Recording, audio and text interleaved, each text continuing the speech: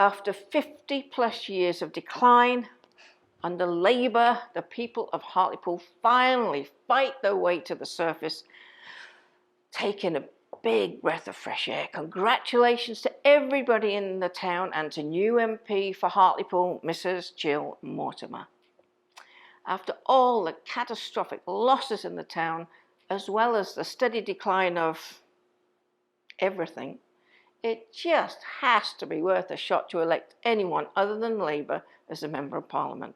That being said, we had one horse in this race, the people of Hartlepool. So, Mrs. Jill Mortimer, you had better not be there as MP just to make up the bloody numbers.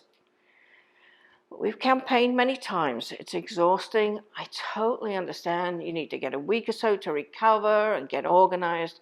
But then, we beseech you, the only way you will even begin to understand the hardship of people in the town regarding the lack of hospital is to go out to the Bruce ward or the headland, set your timer and your mileage, and then drive yourself over to North Tees Hospital in time for the start of visiting hour.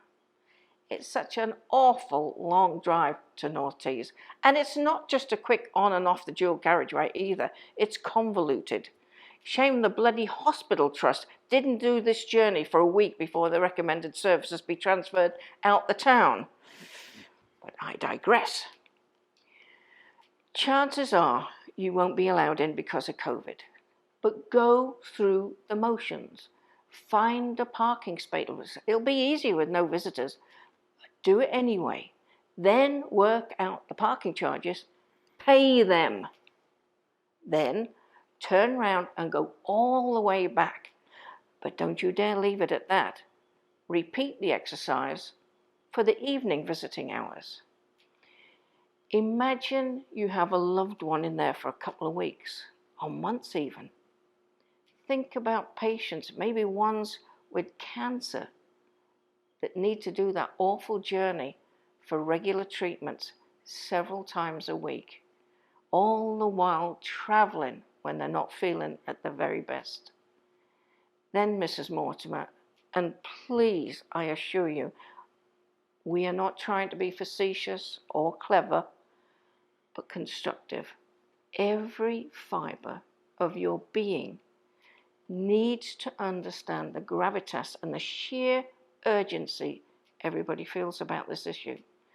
The next day, go back to North Tees Hospital, but this time by public transport. Just a tip. You might want to tell your staff, if they haven't heard from you in 3 days, to come looking. Think it may just be easier to do that trip to North Tees Hospital by taxi? Well, one way is £12. Well, this was a while back. £48 a day for 2 visits. Few will be able to afford that for any length of time. But you're not done. On another day, sit in the lay-by just outside the town on the A689 before Greetham and count how many ambulances go backwards and forwards and how many ambulances are travelling under lights and sirens. You see, unless you've lived on that side of town by the fens, you can't even begin to imagine how often these crews undertake this journey. It's manic. These ambulances constantly going backwards and forwards. It's unsafe for patients. It's unsafe for the crews, as well as other traffic.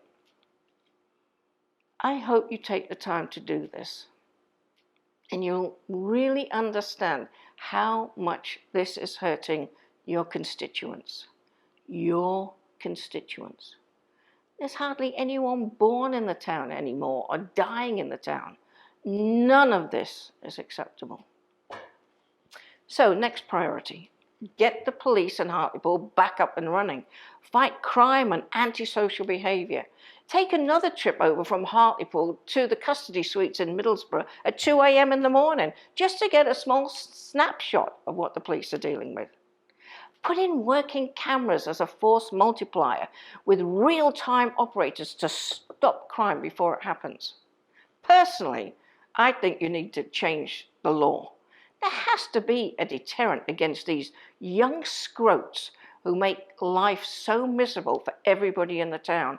Hit these thugs where it hurts. If they're caught vandalizing, they forfeit their phone for a year. Or build cages on the moors and put them in a timeout for a couple of weeks. People have had their tires slashed many times over. In many cases, it affects people's work. It costs a fortune. Something has to be done. Finally, well, for now, call Tees Valley Mayor Ben Houchen. Easy for you as you'll know each other and you're with the same party. Ask for a meeting on what you can do together. Same with the leader of the council. Don't look for ways just to spend money, and once it's spent, it's gone, like Church Street. Look for ways to invest in enterprises that create jobs and makes the town some money, as the people in Hartlepool are paying some of the highest property taxes in the country. If you're short of ideas, give us a call. But we wish you Godspeed and every success. And tell the people in the town what you're doing.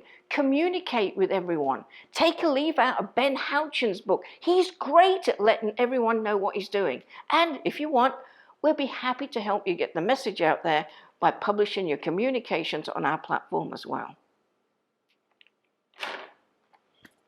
We are praying you can make a difference.